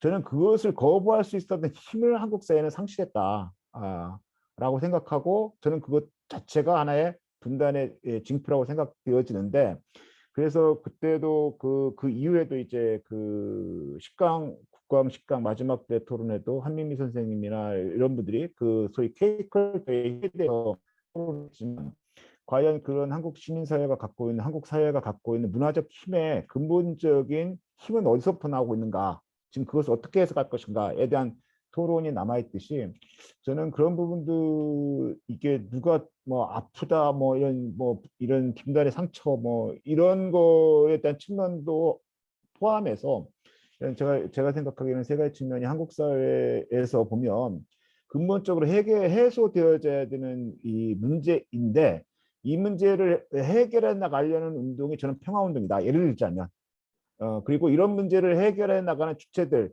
리더십들이 새로운 리더십들로 형성되어져야만 한국 시민사회는 발전해 갈 것이다. 라는 뭐 이런 나름의 판단. 그렇기 때문에 저는 평화운동이 한국 시민사회에서는 중요한 운동이고 힘을 가질 수밖에 없는 힘을 가져야 되는 운동이다. 라는 생각을 하고 있습니다. 그래서 저는 지방정부, 중앙정부 예산에 대한 문제는 결국은 이게 한국 시민사회가 쪼그라들 대로 쪼그라들고 정당의 하부 구조화되어 있는 것이 그리고 주변화되어 있는 것이 지금 한국 시민사회 운동, 시민사회라기보다는 시민사회 단체 운동의 현실이죠. 그러다 보니까 이게 재원이나 인력이나 이런 것들을 다시 충원받아야 되고 이걸 만들어냈던 세력인데 지금은 충원을 받아야 되는 이런 상황에 오다 보니까 이게 악순환이 계속 되는 것 같아요. 그런데 누군가 이 악순환을 어떻게 끊을 것인가에 대한 문제와 관련해서 보면 결국은 평화운동에 대한 지금 제가 말씀드렸던 제 개인적인 부분 자기 삶과 연관된 자기 커뮤니티와 연관된 방식의 평화운동, 평화라는 개념을 재설정하는 거 그리고 새로운 미래를 열어가는 개념으로서 평화가 현실적 힘으로 작동할 수 있는 개념으로 재설정해내는 거 그리고 지금 한국 시민사회가 당면하고 있었던 여러 가지 몇 가지 주제들에 대한 그를 해결해낼 수 있는 아까 말씀드렸던 뭐 대륙적인 문제였던 국제적인 문제였던 한국 정신사에 대한 문제였던 이것을 나름대로 이거에 대해서 응답해 가려고 하는 노력으로서 갖는 평화운동 뭐 이런 것들이 재설정이 되지 않으면 재구성되어지지 않으면 평화운동 진영의 돈은 안 모일 거다. 시민사회 운동령의 돈은 안 모일 거다. 저는 그렇게 생각하는 부분이 있습니다. 그래서 이런 것들을 어떻게 재구축해 갈 것인가에 대한 문제를 근본적으로 토론을 해가는 세력이 있을 때 제가 몸담고 있는 YMCA를 포함해서 시민사회 단체가 한국 사회에 필요한 존재로서 이렇게 불림을 받을지 않을까 뭐 그런 생각을 응답 조금 제 문제의식을 좀 이렇게 붙여서 아주 엉뚱한 방향에서 한번 또 말씀을 드려봅니다. 예, 또 다른 분들 좀 이렇게 말씀 주시면 감사하겠습니다. 한두 분 말씀을 주시고 그 다음에 이현옥 선생님, 이바다 선생님 말씀 주시면서 이렇게 좀 정리해가는 방식으로 이렇게 좀 이 얘기를 보았습니다. 그래서 이바다 선생님 좀 이렇게 말씀 주실 때 아까 연재원 선생님 말씀 주셨던 평화시민협약과 관련해서도 간단하게 좀 보충 설명해 주시면 고맙겠습니다. 연재원 선생님 말씀하시려고 한 것 같은데요. 예. 네, 이윤희 총장님 말씀을 듣다 보니까 사실은 사실 우리 사회의 모든 문제가 결국에는 뭐 다 평화의 주제로 다 환원되는 것이 아닌가 그런 생각이 좀 들었어요. 그래서 우리 그러니까 한국 사회의 모든 문제가 과연 분단과 그거로부터 모든 것이 다 비롯된 것이냐 이거에 대해서 한번 우리가 따져봐야 되지 않는가 생각이 들고, 왜냐하면 그렇게 생각하다 보면 사실은 결국에는 거의 모든 우리의 사회 문제가 전부 다 분단 때문이라는 건데, 그러면 그거를 어떻게 해결할 것이 이 거대한 문제를 어디서부터 어떻게 해결할 것인가에 대한 실마리가 나올 수 있을까? 저는 그게 좀 약간 의심스럽고, 아까 이바다 스님께서 잠깐 얘기하셨지만 그 이대남 그 20대 청년들의 어떤 뭐 문제 이런 것도 사실은 제가 듣기엔 우리나라만의 문제는 아니라고 들었거든요. 이게 지금 젊은이들이 20대나 30대 젊은이들이 전 세계적으로 어떤 지금 어떤 자본주의 과정에서의 어떤 겪고 있는 문제 이것이 전부 다 모든 이런 문제들이 다 우리 결국 분단으로 다 혼돈될 수 있을 것이냐. 그리고 그렇다면 왜 우리가 분단되었던 것이냐에 대해서 정말 냉철하게 판단해 볼 수 있을까? 과연 우리가 그러면 과거로 돌아간다고 해서 그걸 분단을 우리가 피할 수 있었을 것인가? 뭐 이런 것들을 하다 보면 결국에는 좀 답이 없고 좀 계속 그 모르겠어. 다음 쳇바퀴는 계속 그런 닭이 먼저나 달걀이 먼저냐라는 토론만 계속 하게 되지 않을까 그런 생각이 들어서 정말 좀 모르겠어요. 우리가 정말 뭔가 실천적으로 뭔가 바꿔나가려고 한다면 좀 뭔가 목표를 구체적으로 하고 거기서 뭔가 한두 가지를 바꾸는 방향으로 해야지, 이것이 모든 것이 뭐 분단으로 인한 것이 모든 문제니까 우리가 뭐 분단을 극복하지 않는 이상은 아무것도 뭐 가능하지 않다라고 하시게 되면 좀 어렵지 않을까라는 생각을 좀 해보게 되었습니다. 네. 예. 고맙습니다. 여튼 연재 선생님 말씀을 받아서 우리 이바다 선생님부터 먼저 그러면 그 응답 겸 또 평화시민협약에 대한 좀 보충 설명 겸 해서 좀 말씀 부탁드리겠습니다. 평화시민협약은 따로 자료를 좀 보내드려서 좀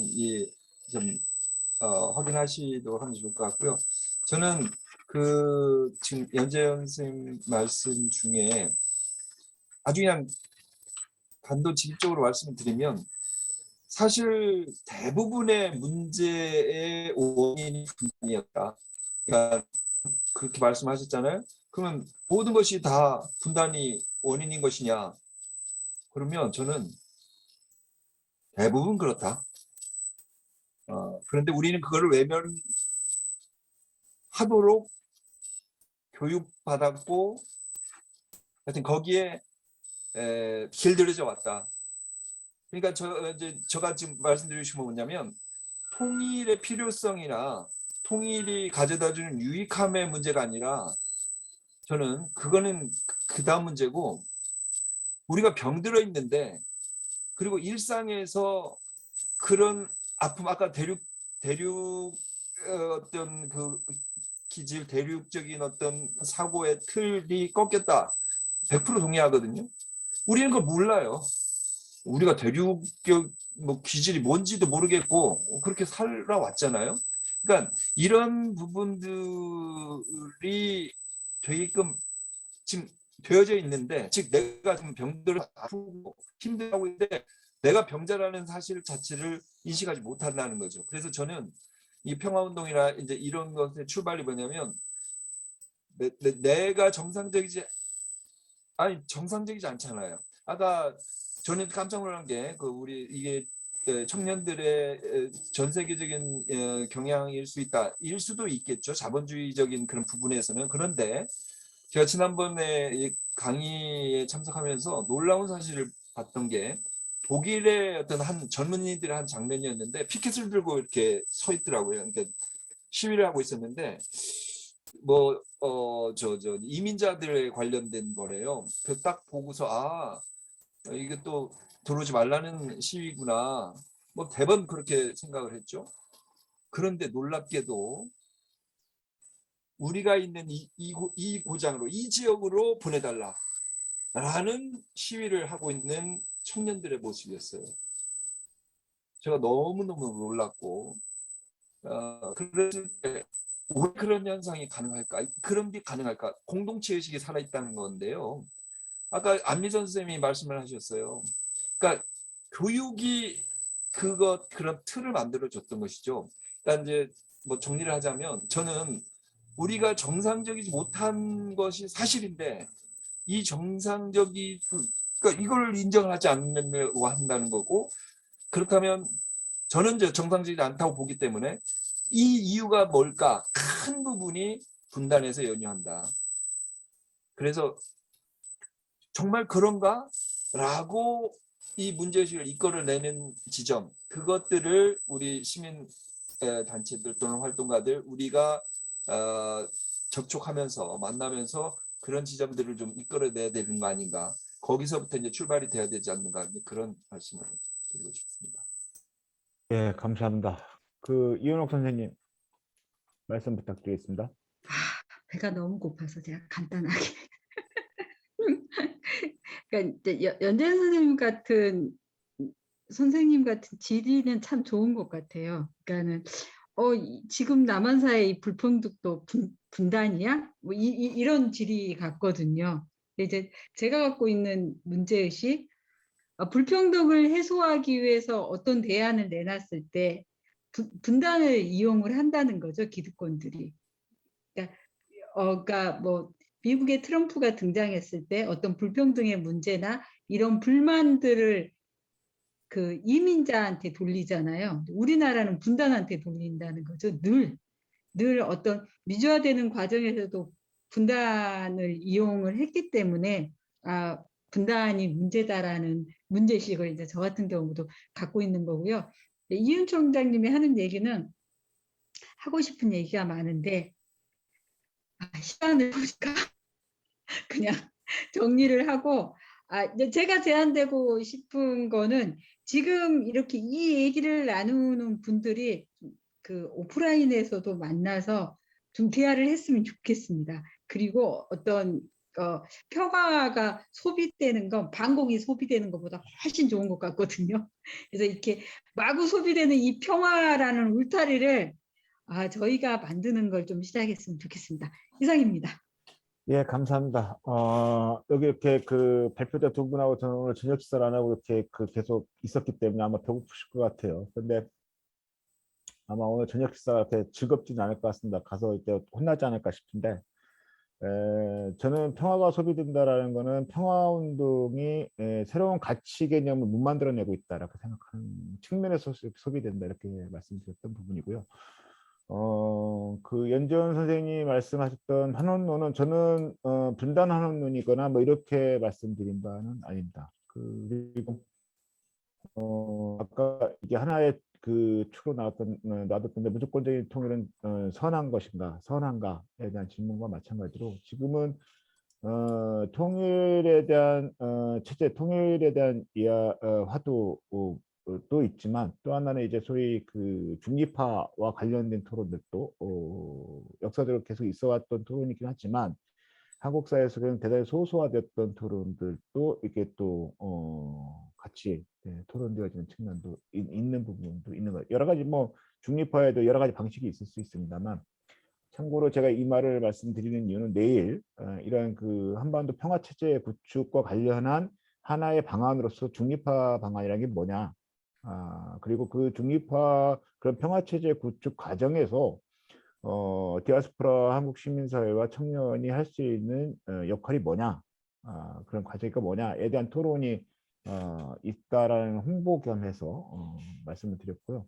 그래서 지금은 통일에 대한 관념과 평화의 개념 어떤 부분에서는 과거에는 통일의 하나의 방안이 평화가 전제돼야 된다. 이게 무력 그 흡수 통일론의 반대 개념으로 평화 통일 이렇게 얘기가 되어진 측면도 있습니다만 지금은 평화와 통일이라는 것이 하나의 짝이기도 하지만 또는 또 좀 다른 내용을 구성하고 있는 부분들도 있는 것 같다라는 느낌 정도로 오늘 이렇게 말씀을 나누면 어떨까 싶습니다. 그리고 오늘은 참여자들한테도 좀 이렇게 정리 발언을 좀 이렇게 시간을 좀 드리겠습니다. 혹시 안미선 선생님, 오연수 선생님, 연정 선생님, 김영환 선생님 이렇게 좀 인사나눔 좀 정리하실 수 있는 말씀하시고 싶은 내용이 있으면 말씀을 좀 주시면 좋겠습니다. 미진한 부분들에 대한 질문으로 남겨놓는 토론도 괜찮습니다. 예. 다음에 또 한 번 더 하죠 뭐. 네, 저희가 그 가장 싫어하는 그 여자 대통령께서 그 통일은 대박이다는 말을 쓰셨어요. 사실 그 맞는 말이잖아요. 그 사람이 썼기 때문에 말이 이상해졌는데, 사실 우리 한반도의 통일만큼 큰 브로셔는 없잖아요. 젊은 친구들한테 많은 일자리도 마련해 줄 수 있고, 삶을 바꿀 수 있는 게 결국 통일인데, 그거를 교육을 통해서 너무 멀게 만들어 놨다는 거죠. 그래서 저는 근데 통일이 쉽게 올 것 같지는 않아요. 왜냐하면 그걸 미국이 허용하지 않을 거니까. 걔네들은 우리가 분단 상황에 있으면서 너무 많은 이득을 취하고 있고 또 그걸로 인해서 우리나라 사람들도 마치 그냥 지금이 좋은데 뭐 통일을 얘기하지? 힘들게 이렇게 하는 부분이 있어서 우리 국민들을 깨우는 거, 국민들이 우리 통일을 자꾸 얘기를 해야 그 미국을 움직일 그 상황이 어렵지만 72년 동안 변하지 않았지만 못했지만 저는 앞으로는 국민들이 계속 통일을 얘기해야 된다고 봐요. 네, 평화와 통일을 분리해서 생각하는 것도 있겠지만 우리가 평화를 얘기를 할 때 저는 통일도 뒤에는 늘 두고 예, 생각해 봐야 된다고 생각을 합니다. 그래서 우리한테는 젊은 친구들한테도 그걸 계속 강조를 해줘야 된다. 너네들이 희망을 걸 수 있는 북한이다. 북한만 있는 게 아니다. 북한을 건너서 중국도 있고 러시아도 있고 우리가 쉽게 갈 수 있다. 우리는 아까 이 총장님 말씀하셨던 우리가 대륙을 뻗을 수 있는 그 사상을 바꾼 것도 분단이니까 너네들한 희망이 통일이다. 뭐 이런 것도 우리가 얘기해야 되지 않을까라는 생각을 다시 한번 하게 됐습니다. 마무리하겠습니다. 예, 감사합니다. 혹시 우리 연정 선생님. 예. 네, 뭐 저는 그러니까 결국에는 그러니까 저는 뭐 이유가 어떻건 뭐 원인이 어떻건 간에 우리가 그럼 앞으로 어떻게 하면은 여기서 뭔가 희망을 만들고 변화를 만들어낼 수 있을까라는 관점에서 봤을 때 너무나 이렇게 뭐 평화, 뭐 분단 이런 것들만 얘기하는 것이 과연 우리가 뭔가의 해결의 실마리를 만들어내는 데 도움이 될 수 있을까라는 약간 좀 의문을 가졌고요. 그러니까 결국에는 물론 모든 게 다 분단으로부터 비롯됐을 수도 있어요. 근데 결국에는 그 분단이 뭐 이런 모든 문제를 일으켰지만 결국 그렇게 우리 모든 것들이 다 벌어졌고 저는 다 그런 교육 속에서 자라왔고 뭐 우리 모든 세대들이 그렇게 살아왔는데 그러면 그렇게 살은 사람들은 모두 다 병이 들 수밖에 없고 병을 들어서 죽을 수밖에 없는지 저는 그런 상황에서 우리가 할 수 있는 게 과연 무엇일지 그러니까 아주 어떻게 보면 결코 무너지지 않을 것 같은 어떤 거대한 뭐 성벽이나 이런 것도 또 작은 균열로 인해서 점점 틀이 벌어지면서 결국에는 무너질 수 있는 거거든요. 그러니까 우리는 그런 것들이 어떤 것들이 우리가 그런 작은 균열을 만들어낼 수 있을 것이냐. 이 우리의 현재 상황 속에서 과거가 어쨌든 과거를 바꿀 수는 없으니까 그런 것들을 중심으로 좀 고민해야 되지 않을까. 그래서 뭐 좀 모르겠어요. 작지만 뭔가 실천적으로 뭔가 하나라도 변화시킬 수 있는 우리 현재 교육 체계가 되게 형편없고 뭐 하지만 그럼에도 불구하고 뭔가 거기서 한두 명의 아이들이라도 좀 더 건강하게 교육시킬 수 있는 방법이 무엇일까라는 것들은 저는 좀 생각해 보면 또 나름의 아이디어가 있지 않을까라는 생각이 좀 들고요. 그리고 아까 전에 그 재정적인 그런 것도 사실은 모르겠어요. 한번 뭐 생각을 해보셨겠지만 어떻게 인권이나 평화운동을 좀 대중운동화할 수 없을까? 그래서 결국에는 그 시나 정부에 의지하지 않고 시민들이 그 회비로 운동을 끌어나갈 수 그러니까 회비 10,000원을 내는 시민을 뭐 100명, 1000명을 모아서 그 돈으로 이렇게 자체적으로 정권이 어떻게 되건 굴러갈 수 있는 방식으로 평화나 통일운동을 만들어내면 어떨까? 그러려고 한다면 사실은 되게 시민들에게 와닿고 시민들이 동참할 수 있도록 사실은 운동이 약간 바뀌어야 되지 않을까라는 생각이 좀 하거든요. 그래서 그런 것들도 한번 생각해 보시면 어떨까라는 생각을 해봤습니다. 네, 감사합니다. 예, 감사합니다. 네, 그 토론이 참 지난한 토론인 것 같습니다. 지난한 토론인 것 같고, 질문을 안다 다 답을 하는 건 아닌 것 같아요. 그러니까 뭐 옛날에는 모르는 답을 모르는 걸 질문하지 않는다고 질문하면 다 답이 있다 안다는 거였는데, 뭐 모르는 속에서 질문은 가능한 것 같습니다. 지금 아마 저희들이 그 민평화 고향넷이라는 걸 가지고 이제 이렇게 줌으로 계속 이런 토론들을 한 번씩 끊임없이 가보려고 하는 이유는 현장에서 이렇게 활동하다 보면 이런 고민들의 지속성을 갖지 않고 이 일에 이렇게 매몰되면서 그거 그 본인 단체 또는 본인이 하고 있는 일에 이렇게 제한되어지면서 이런 고민들이 좀 이렇게 이슈되어지고 또 이렇게 반복적으로 이렇게 고민을 하는 것 같다는 느낌들을 서로 갖고 있는 것 같아요. 그래서 이제 이런 것들을 좀 지속적으로 좀 이렇게 서로 대화를 통해서 문제의 지점을 좀 이렇게 연재원 선생님이 말씀하셨던 것처럼 좀 이렇게 좁혀가는 과정이 좀 만들어졌으면 좋겠다라는 취지에서 이렇게 하는 것 같습니다. 저희 오현숙 저희 고양시 이사장님이신데 혹시 지금 그 비디오 켜시고 마지막 인사 나눔 해주실 수 있으면 좀 해주시면 감사하겠고요. 예, 잘 듣고 있습니다. 예, 이제 네. 다 마무리를 해야 되는 시간이라서요. 예, 마무리 인사 겸 해서 말씀 나눠주시면 감사하겠습니다. 여러분들이 많이 고민하고 있고 이런 현안의 문제들을 정말 진지하게 토론하고 계셔서 저는 그 안에서 잘 듣고 또 제가 더 관심 있는 부분을 더 많이 공부를 해야겠다. 그리고 또 관심을 더 가지고 현안의 부분에 대해서 같이 공감하며 공유하고 싶습니다. 예, 애쓰셨습니다.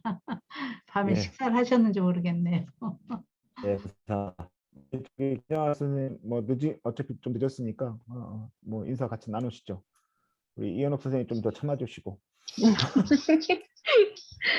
네, 저도 아직 배우는 입장이라 어떻게 저의 생각을 정리해서 말씀드리기에는 아직 조금 부족한 것 같고요. 근데 이렇게 말씀 들으면서 되게 공감되고 저도 같이 느끼는 부분들도 많고 또 질문 들으면서 아, 그런 또 부분이 있겠구나 하면서 또 나름의 저도 그 안에서 또 질문이 생기는 부분도 있는 것 같아서 네, 너무 이렇게 이런 표현이 맞는지 모르겠지만 재미있었던 토론이었습니다. 예, 감사합니다. 우리 뭐 이제 나가려고 하니까 이제 들어오셨는데 신동욱 선생님, 예, 다음에 그 모임 때 또 다시 뵙는 걸로 이렇게 가늠하는 걸로 하고요. 사실은 오늘 이런 원래 포럼이 뭐랄까요, 코끼리 뒷다리 잡고 이렇게 코끼리 그림을 그리고 있는 듯한 느낌을 가질 수도 있다 생각합니다. 근데 여하튼 간에 그렇다 해서 코끼리 뒷다리에 대한 실감을 정확하게 가지면서도 우리가 코끼리 전체를 이렇게 그려보려고 하는 상상력을 상실하지 않을 때 저희들은 이제 올바르게 나름대로 이게 시민사회 사이드에서 기여하고자 하는 소기의 작은 목표라도 이룰 수 있고 기여할 수 있지 않을까 이렇게 생각을 해보게 됩니다. 여튼 오늘 같이 마지막까지 해주신 선생님들께 감사 말씀드리고요. 오늘 두 분 발표자 선생님들 특별히 감사 인사드립니다. 오늘 여기까지 6차 포럼을 마치는 걸로 하고요. 이 녹화가 끝난 이후에 또 인사 나눔 하실 분들은 나오셔서 인사 나눔 하시고 1월 달 새해년도 1월 달 포럼과 관련한 일정과 주제 관련해서 간단하게 5분 이야기 나누고 마치는 걸로 하겠습니다. 오늘 육자 포럼 여기까지 하는 걸로 하겠습니다. 모든 분 감사합니다. 감사합니다. 수고하셨습니다. 고맙습니다. 저녁